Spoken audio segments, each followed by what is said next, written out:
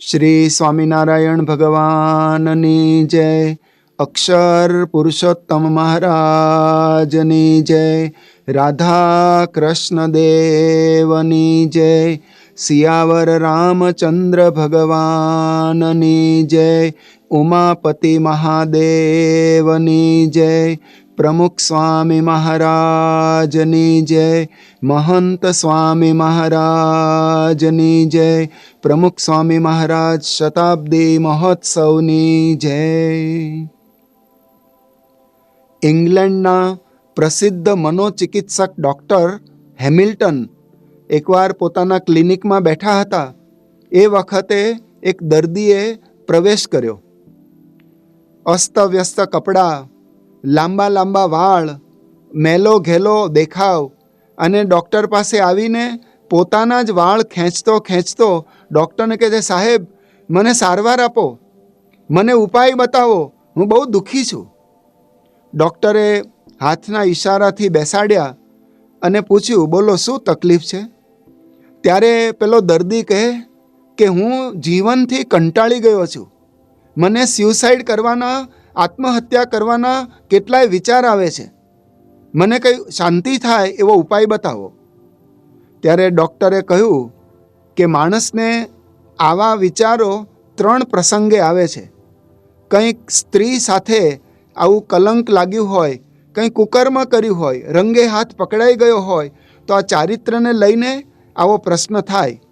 તમારા ચારિત્રમાં કંઈ કે ના ના સાહેબ મારું ચારિત્ર અણિશુદ્ધ છે. ક્યારેક ધનના વ્યવહારમાં એવા હજારો રૂપિયા, હજારો પાઉન્ડ આવા બરબાદ થયા હોય, નુકસાની ગઈ હોય, ત્યારે પણ માણસને મરવાના વિચાર આવે. તમારે કંઈ ધનનો પ્રશ્ન કે ના, ધનમાં પણ મારે કોઈ પ્રશ્ન નથી. ત્રીજી વાત ડૉક્ટરે કરી કે માણસને પોતાની ઈચ્છા પ્રમાણે કંઈ કામ ન થયું હોય, મનનું દમન કરવું પડ્યું હોય, ત્યારે પણ આવી રીતે ડિપ્રેશનમાં આવીને માણસ આ પગલું ભરે. તમારે કોઈ કે ના ના મારે એવો પણ પ્રશ્ન નથી, તો આ આત્મહત્યાના વિચારનું કારણ. ત્યારે પેલો દર્દી કહે કે સાહેબ હું જીવનના એક સુરીલાપણાથી કંટાળી ગયો છું. મોનોટોનસ લાઈફ, જીવનમાં કંઈ વૈવિધ્ય તો હોવું જોઈએ ને. મારા જીવનમાં એ નથી, એટલે હું હતાશ છું. મને ઉપાય બતાવો. ડૉક્ટરે હસતા હસતા કહ્યું કે આના માટે કોઈ સારવારની, કોઈ ટ્રીટમેન્ટની જરૂર નથી. તમારે મનોરંજનની જરૂર છે. You need some amusement. You go to the circus which is in our town. આ સર્કસને તમે જોશો, માણશો, એટલે તમે પ્રફુલ્લિત થઈ જશો, તમારા દુઃખ ઉડી જશે, તમે આનંદિત થઈ જશો. આ સર્કસમાં ખાસ હાજર રહો. ત્યારે પેલો દર્દી કહે કે સાહેબ આ સર્કસના બંને શોમાં હું રોજ જાઉં છું, હાજર જ હોઉં છું. ડૉક્ટર કે એમ નહીં, એમાં પણ ગ્રિમલ્ડી નામનો એક વિદૂષક છે, કોમેડિયન. એ જ્યારે મંચ ઉપર પ્રવેશ કરે ત્યારે એના હાવભાવ, એની અંગભંગીમાઓ, એની બોલવાની શૈલી, આ બધું જોઈને એટલો બધા માણસને રાજી કરે છે. લોકો પેટ પકડીને હસે, આનંદ પામે છે.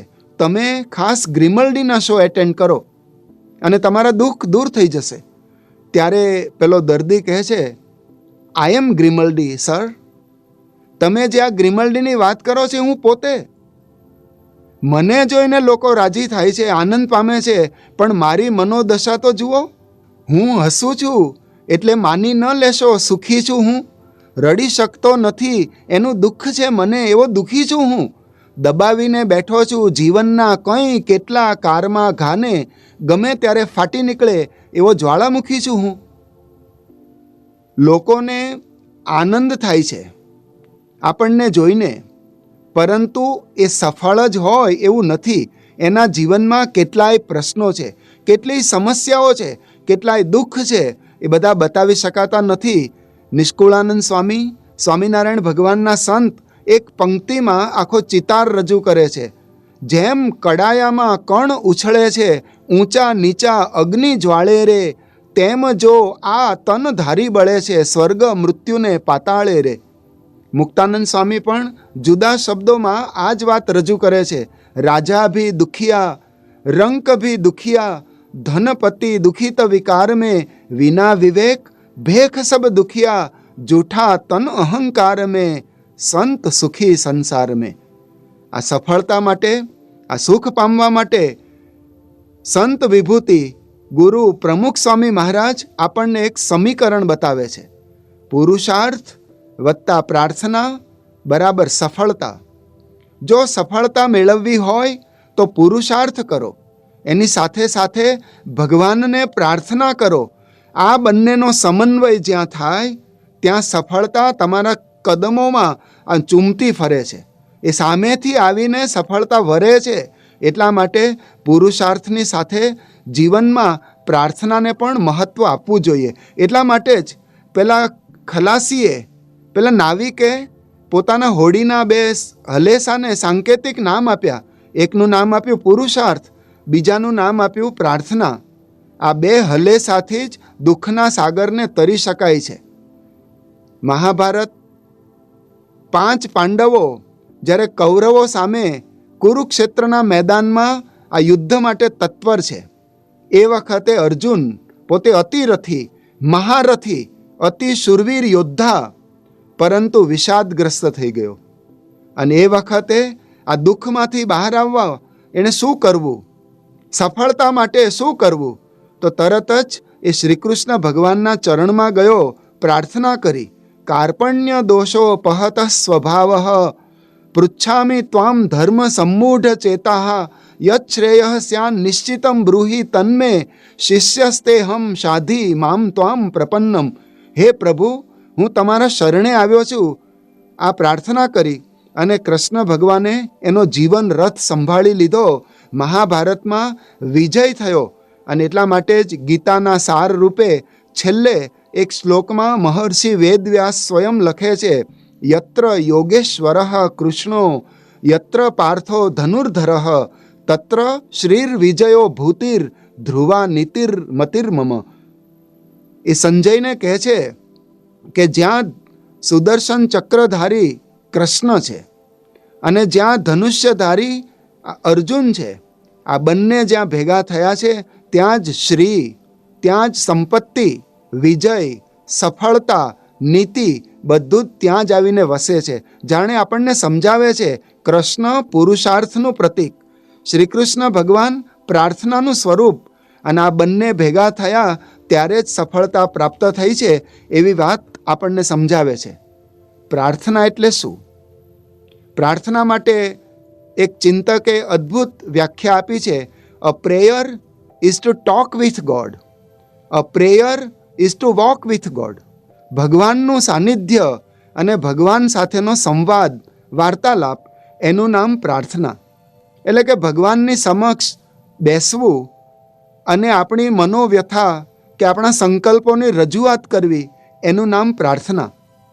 અને એટલા માટે આપણે પણ આ પ્રાર્થના કરવાનું પ્રમુખ સ્વામી મહારાજ સૂચવી રહ્યા છે. પ્રાર્થના ક્યાં કરવી? તીર્થધામ મહામંદિરમાં એવા દેવ સ્વરૂપ બિરાજતા હોય છે, એમાં ભગવાનનો આવાસ છે, તો એમની સમક્ષ આપણે પ્રાર્થના કરી શકીએ.